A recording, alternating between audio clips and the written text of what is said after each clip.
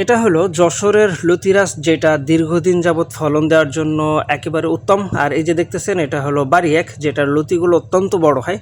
বর্তমান লতির কথা যদি বিবেচনা করা হয় তাহলে লতিরাজ এবং বাড়ি এক এই দুইটা জাতি সবথেকে বিখ্যাত। আর এগুলার চারা আজকে সরাসরি মাঠ থেকে আমরা ডেলিভারি করতেছি, যেটা মাত্র 24 থেকে 48 ঘন্টার ভিতরেই সারা বাংলাদেশে ডেলিভারি করা হচ্ছে সুন্দরবন কুরিয়ার সার্ভিসের মাধ্যমে।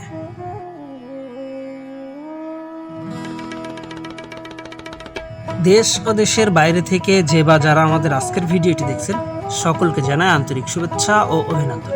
প্রিয় দর্শক, আজকে আমরা লতিরাজ এবং বাড়ি এক যশোরের যেই লতিরাজটা আর কি, এই যে দেখতেছেন, এই লতিরাজ চারাগুলা ডেলিভারি করব। এর পাশাপাশি আমাদের এই যে এই পাশে আছে বাড়ি এক, আর দুইটা জাতের লতি আমরা ডেলিভারি করব, বা লতি বলতে লতির চারাগুলা।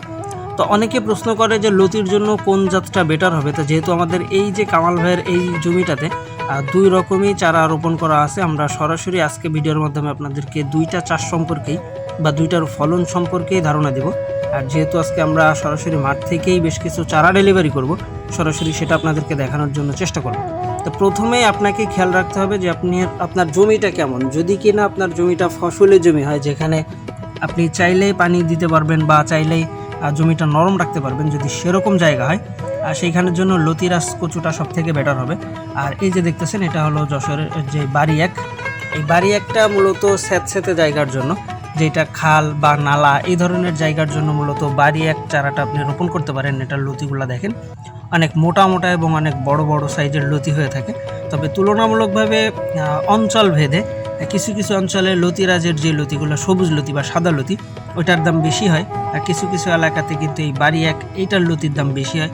তো অবশ্যই যারা চাষ করতে যাচ্ছেন, আপনার এলাকাতে কোন লতিটার দাম বেশি বা কোন চাষটা আপনার জমিতে উপযুক্ত হবে, এই বিষয়টা মোটামুটি জেনে শুনে তারপরে চারাগুলো সংগ্রহের চেষ্টা করবেন। এই যে দেখতেছেন, আমাদের এখানে আজকে লতিরাজের বেশ কিছু চারা, বাড়ি একের বেশ কিছু চারা আমরা ডেলিভারি করতেছি।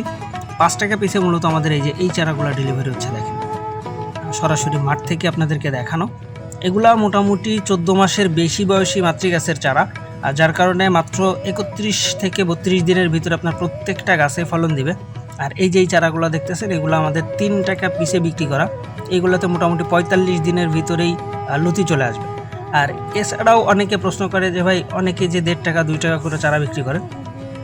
আসলে ভাই 1.5 টাকার চারা আমাদের কাছেও আছে, যেটা রানিং জমির চারা।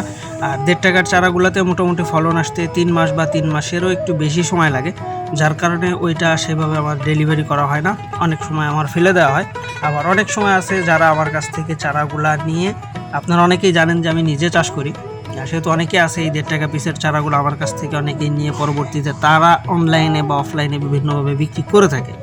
তো আপনারা যারা আছেন এই ধরনের চাষ করতে যাচ্ছেন, লতিরাজ চাষ করবেন নাকি বাড়ি এক চাষ করবেন, এরকম প্রশ্নের ভিতর অনেকেই থাকে।